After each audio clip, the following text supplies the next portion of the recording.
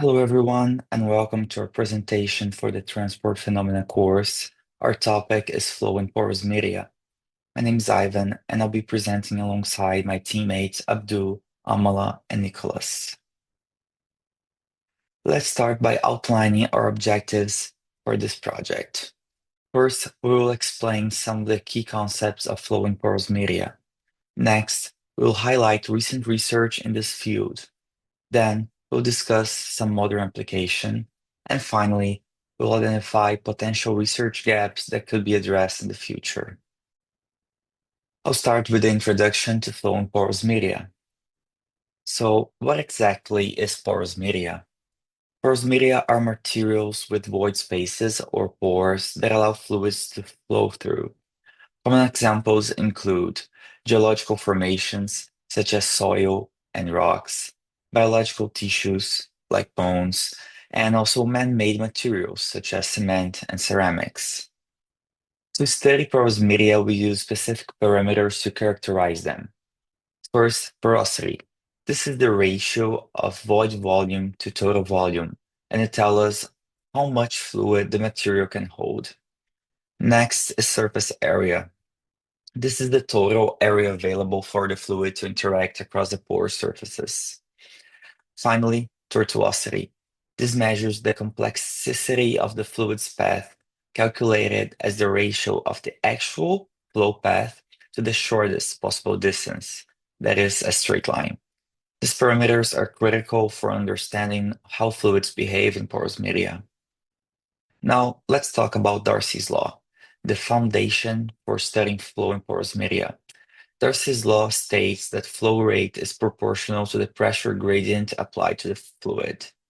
Here, K is the hydraulic permeability and mu the fluid viscosity. But Darcy's law has limitations. First, it doesn't apply to non-Newtonian fluids. It also doesn't apply to Newtonian high-velocity liquid flows. It can be used for high or low velocity flow in gases, and it doesn't account for internal friction or momentum exchange between the fluid and the solid structure. In case of non-circular pores, Darcy's law was adapted into the Cosini-Darcy law. This equation adds some new factors, such as porosity, epsilon, the specific surface area, S, and the Cosini constant, C, which depends on the pore shape. This extension helps us better understand hydraulic conductivity in more complex pore systems. Finally, we have the Brinkman equation, which builds on Darcy's law by including viscous forces. It's especially useful for porous media with both high and low porosities. Here's how it works. The first term in purple accounts for viscous forces, similar to the Stokes equation. The second term in red represents resistance due to the porous media, like Darcy's law. And by that, we can infer that when the hydraulic permeability is low, we can neglect the effect of viscous dissipation within the fluid, and the equation simplifies to the Darcy's law. On the other hand, when the hydraulic permeability is high, we can neglect the viscous resistance at a fluid-solid interface and reduce the equation to the Stokes equation. In this way, the Brinkman equation acts as a bridge between Darcy's law and the Stokes equation, making it a versatile tool for studying flow in porous media. Now, I give it to Nicholas. Thank you, Ivan. Even though Darcy's law has been widely used, especially in interstitial fluid flow, some discrepancies were identified which drew the attention of researchers. One would ask, why does theory deviate from real-world measurements? To answer this question, some of the research that were done included identifying the sources of pressure loss in porous media and also a deep dive into a phenomenon which is known as the pre-Darcy flow. Now, let's talk about the sources of pressure loss in porous media. The expanded form of the Cosini-Darcy law provides the permeability K with a Cosini constant C that accounts for straight pore geometry. However, the assumption of straight sub-channel flow to accurately quantify pressure loss especially for systems without a straight pore channel. For a given tangled tube, a given system of tangled tubes with flow channel of continuously varying cross section, a relationship between pressure loss and flow rate could be achieved. However, the quantitative agreement between real-world data or experimental data and theory is only met if there's an adjustment of 2 to 3 factors to the friction coefficient, which is the friction factor times the Reynolds number. Therefore, there's about 200 to 300% adjustment that needs to be done.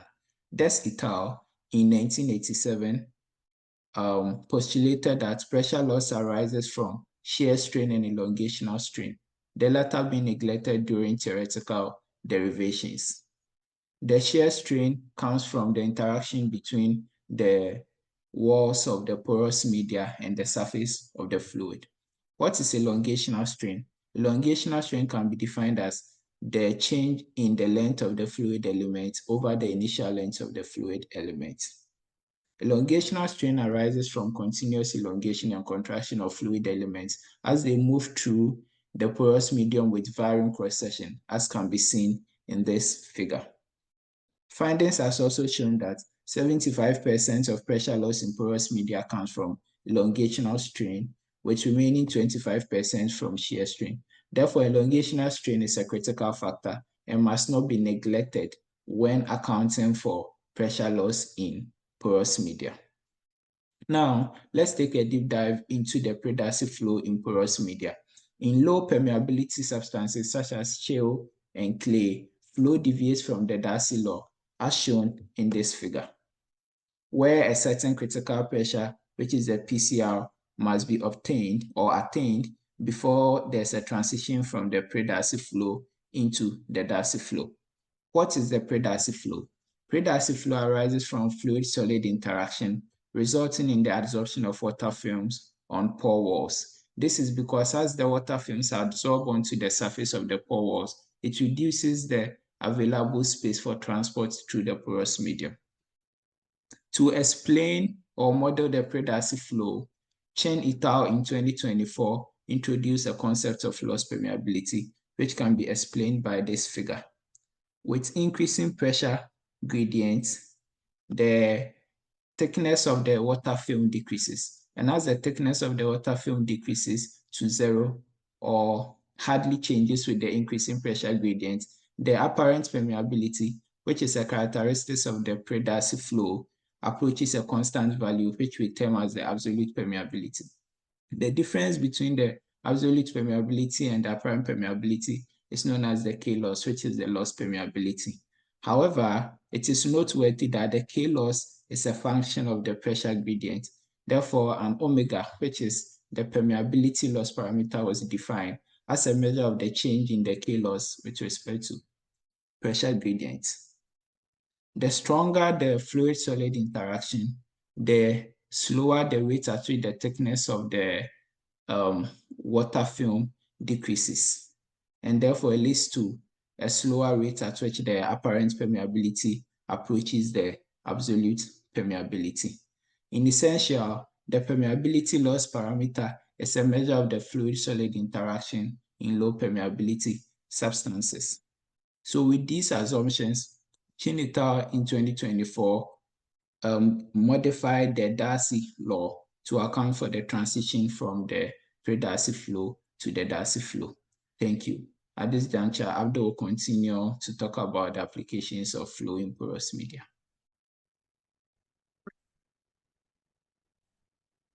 So thank you, Nicholas. So I'm going to take it from there, where I'll be talking about application of flow in porous media.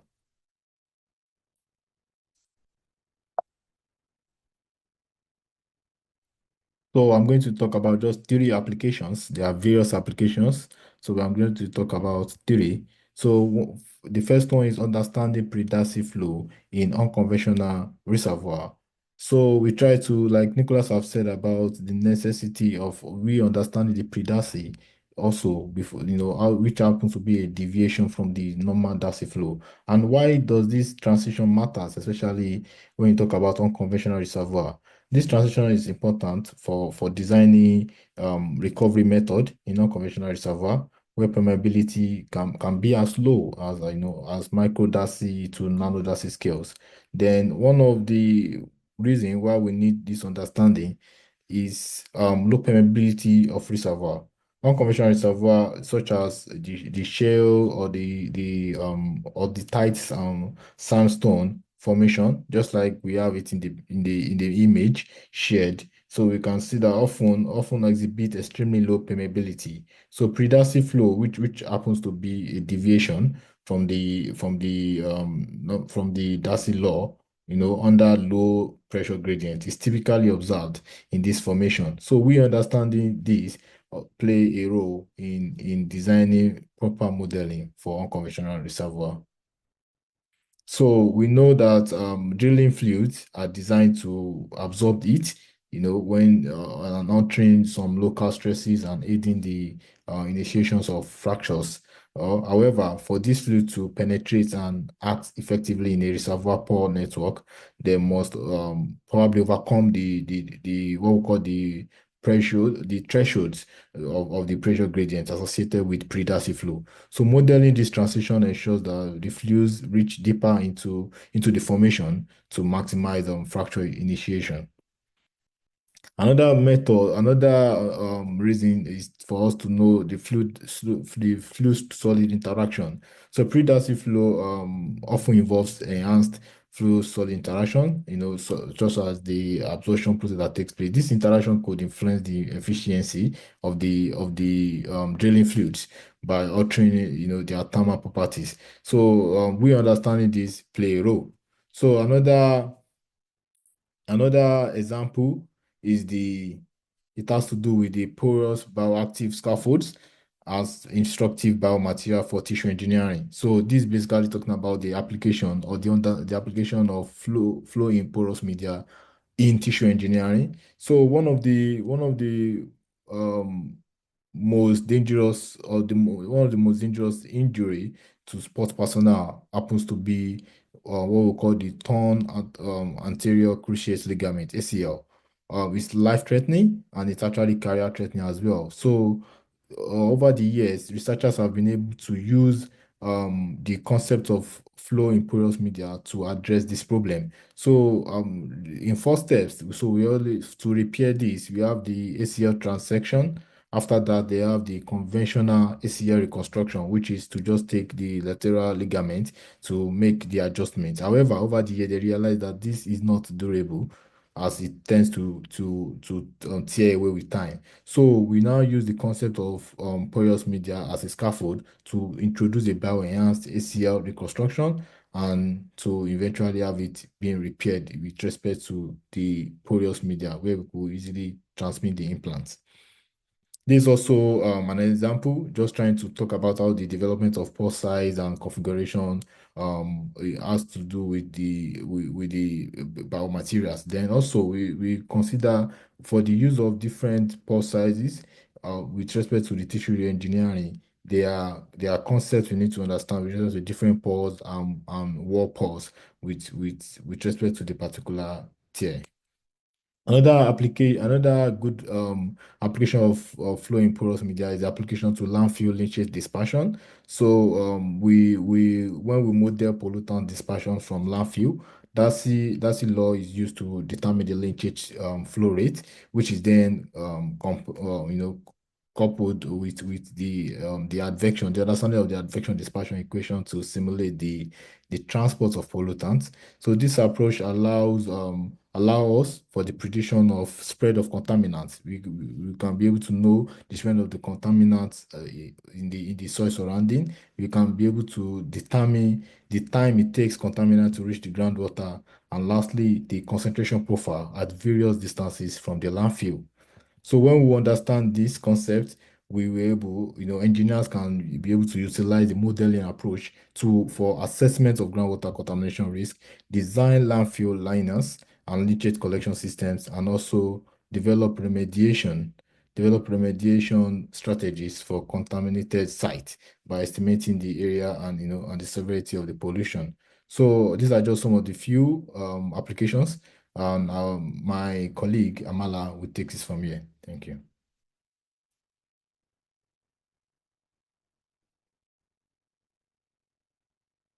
Thank you, Abdul. Now I'm going to present about research gaps and conclusion. For more than 100 years, Darcy's law has been a theoretical foundation for studies of flows through porous media. Even though initially it was only demonstrated for single-phase fluid, eventually it was extended to describe the flow of multiple immiscible fluids as well. Commonly, the research gaps in this particular area focuses on the situation where the fluid flow is nonlinear or complex systems, including multi-phase flow, deformable porous media, and the influence of permeability and transport properties. Through our investigation, we were able to identify few research gaps, such as pressure loss in porous media. This was earlier the concept explained by Nicholas, which was a study from Durst et al., where they propose elongational strain rather than the shear strain accounts for 75% of pressure loss. However, there's been a gap in understanding how flow rate variations, viscosity, and other fluid properties influence this elongational strain in porous media. The next one is pre-Darcy to Darcy flow transition in porous media, which is a unified theoretical model by Chen et al. That describes the transition between pre-Darcy flow to Darcy flow by introducing a parameter called permeability loss. Even though the model performance was good, further validation with more diverse data sets, including different fluid types and porous structure, would enhance the theoretical model's robustness. The last one is in tissue engineering. In tissue engineering, Darcy's law is widely used to model the fluid movement in scaffold structures. In scaffolds, permeability plays a crucial role in determining the efficiency of nutrient transport. However, in implanted scaffolds, which leads to scar tissue formation, which eventually impacts the functionality. Therefore, more research is needed to develop scaffolds that reduce these kind of risks and better integrate with host tissues without causing adverse immune responses.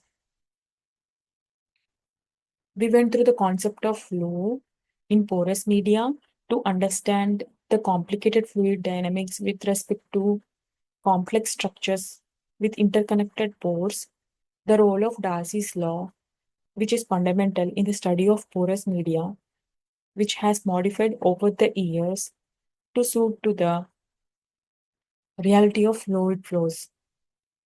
We were able to establish the following conclusions.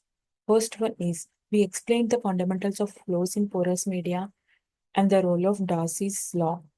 Second one, we were able to redefine the Darcy law by introducing few modifications such as elongational strain within the liquid and pre-Darcy flow. Explain the real-life applications of these fundamental and modifications in field like reservoir applications, tissue engineering, and dispersion of pollutants in landfill.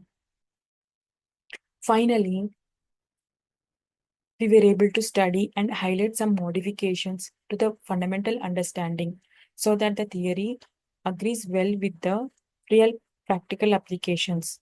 Subsequently, we identified research gaps to enhance the understanding of flow in porous media that can lead to a continuous and emerging engineering breakthrough. These are the references which we used in our work.